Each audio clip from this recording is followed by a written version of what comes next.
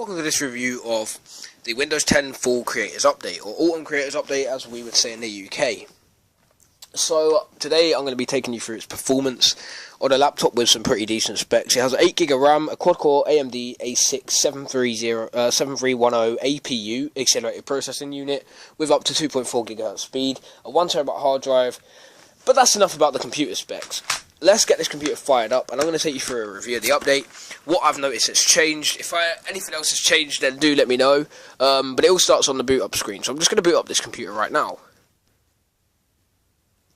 Okay guys, so I've got a USB keyboard attached, just so I can be close to this camera without moving everything, and also let me know in the comments what you think of the stereo recording.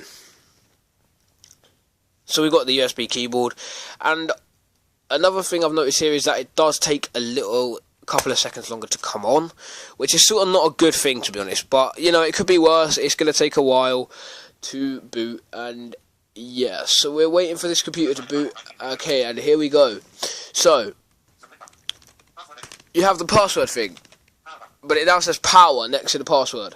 So what you used to have to do was, it used to be that you'd go along and it would say switch to this, and then you'd have network shutdown. Let's see if that's still there. And you've also got I forgot my password, which is a link next to the submit button, which wasn't previously there.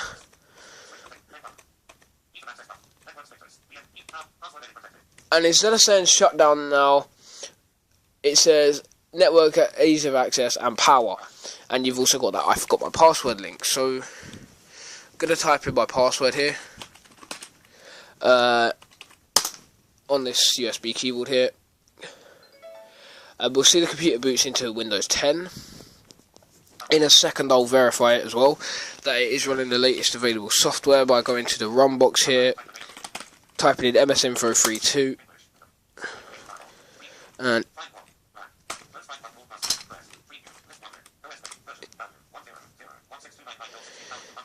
here we have version 10.0.16299, build 16,299. So the first change that I've noticed, and we can also obviously test the performance of this computer. The first change I've noticed, that iPhone's going mad. The first change I've noticed is in settings.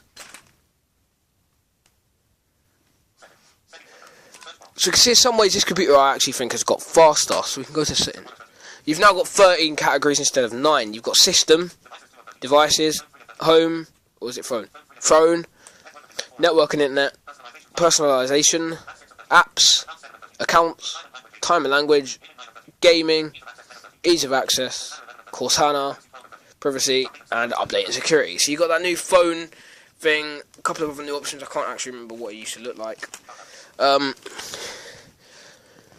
To me, most of this looks the same, but we can also go to our volume mixer.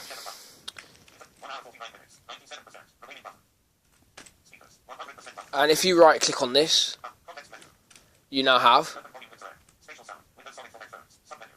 spatial sound, the Windows Sonic for headphones. You get a few different options. Off, Windows Sonic for headphones, Trial Buy from store, and Dolby Atmos for headphones.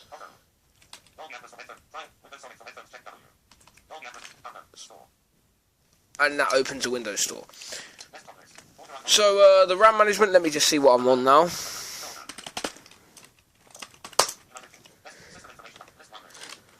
I have available 4.31, so it's not a RAM hogger or anything, it sort of manages it the same way. If I want to open an app here, we'll see how quick this is now. I'll open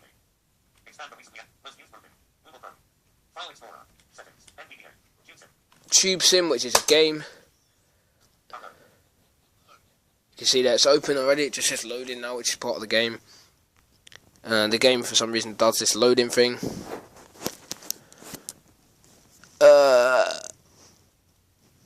God knows why it does this to me though.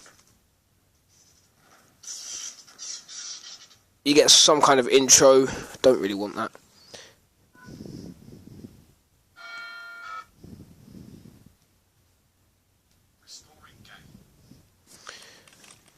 So we'll exit this game. And we'll open Bloodshed, my favourite game. and that's open quite quick. Ah, God, I shouldn't have started playing. I'm going to have to blow myself up.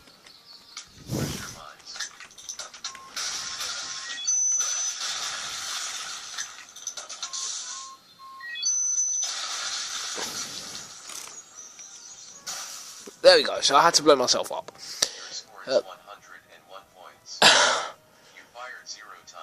This game is really addictive. If you want to check out Bloodshed that I've been playing, just go check out that. But you can see here the performance on this computer is pretty decent. It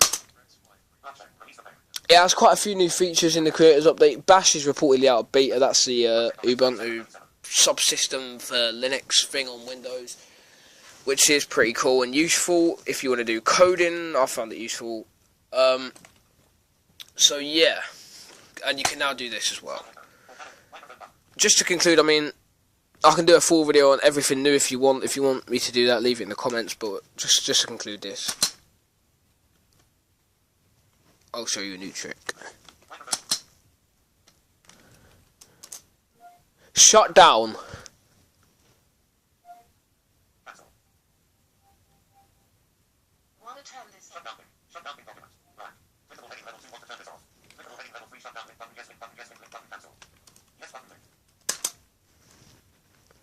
So you can now get Cortana to shut down your PC.